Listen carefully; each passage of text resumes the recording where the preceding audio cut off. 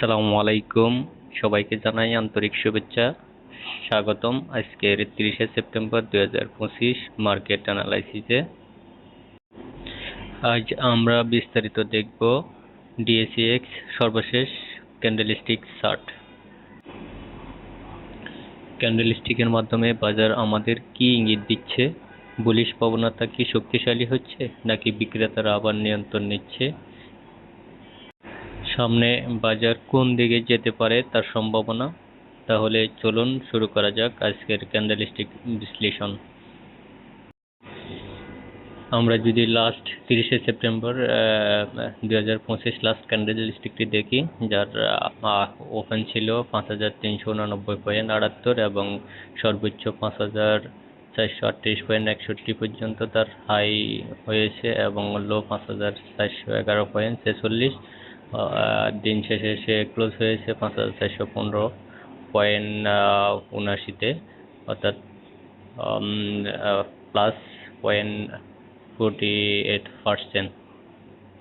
Candle is green bullish with a long upper shadow and small body. অর্থাৎ সর্বশেষ যে ক্যান্ডেলস্টিকটি আমরা দেখতে পাচ্ছি সেটা হচ্ছে সবুজ বুলিশ, যেটা আমরা বলে থাকি, কিন্তু তার বডিটা ছিল একেবারে ছোট এবং উপরে শেডোটা ছিল, উপরের যে লম্বা ছায়া ছিল বা যেটাকে আমরা শেডো বলে উইক বলি, সেটা ছিল একটু লম্বা। আমরা যদি এই ক্যান্ডেলস্টিকটাকে আমরা একটু বিশ্লেষণ করি, এর মানে দাঁড়াই দিনের শুরুতে ক্রেতারা দাম অনেকটা বাড়ালো, দিন শেষে বিক্রেতারা চাপ বাড়িয়ে দেয়, সেটাকে নিচে নামিয়ে এনেছে। এই ধরনের ক্যান্ডেলস্টিককে আমরা শুটিং স্টার টাইপ বা দুর্বল বুলিশ ইঙ্গিত আমরা বলতে পারি। এখানে বাজারের অনিশ্চয়তা আছে, তবে হালকা বুলিশ প্রবণতাও দেখা যাচ্ছে। ক্যান্ডেলস্টিক থেকে বোঝা যাচ্ছে দিনের শুরুতে, অর্থাৎ ওপেন যেখান থেকে হয়েছে, ওপেন হয়ে ক্রেতারা প্রবল আগ্রহ দেখিয়েছিল, সূচককে উপরে তুলছিল, কিন্তু দিনের শেষ ভাগ অর্থাৎ ক্লোজের আগে বিক্রেতারা চাপ বাড়িয়ে দেয়, ফলে সূচক দিনের সর্বোচ্চ লেভেল থেকে অনেকটা নিচে নেমে এসেছে, যার লম্বা একটা শেডো তৈরি করেছে এবং যতটুক নেমেছে ওপেন প্রাইস থেকে ততটুক তার একটা বডি তৈরি করেছে, যেটা আমরা ছোট একটা বডি ধরতে পারি, তার লম্বা একটা উইক এবং ছোট একটা বডি তৈরি করেছে। এটা শুটিং স্টার টাইপ বলা হয়, যেটা দুর্বল আমরা বুলিশ ধরতে পারি, যেহেতু তার এখানে ব্লিশ ইঙ্গিতটা রয়ে গেছে। এটি নির্দেশ করে যে বাজার ঊর্ধ্বমুখী চাপ থাকলেও, অর্থাৎ বিক্রেতাদের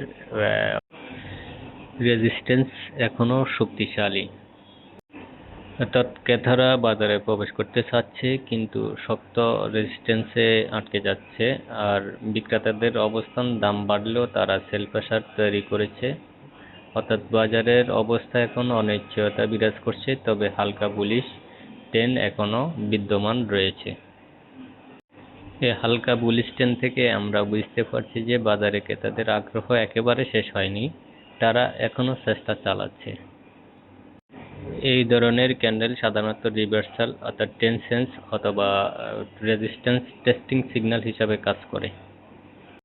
সাধারণত এই ক্যান্ডেলটি বাজারের একটি বুলিশ প্রচেষ্টা বিদ্যমান রেখেছে এবং বিক্রেতাদের প্রতিরোধের লড়াই উভয়কে তুলে ধরেছে। এখন সূচকটি একদম ক্লান্তি লগ্নে আছে, উপরের রেজিস্ট্যান্স ভাঙলে নতুন আপট্রেন্ড শুরু হতে পারে, আর ব্যর্থ হলে বাজার আবার সাপোর্ট টেস্টে নামতে পারে। আজকের ভিডিওটি ক্যান্ডেলস্টিকের উপর এই পর্যন্তই ছিল। ভালো থাকবেন। ভিডিওটি ভালো লাগলে অবশ্যই ফলো দিয়ে সাথে থাকবেন নিয়মিত আপডেট পাওয়ার জন্য। ইউটিউব চ্যানেলটি সাবস্ক্রাইব করে রাখবেন। সবাইকে ধন্যবাদ।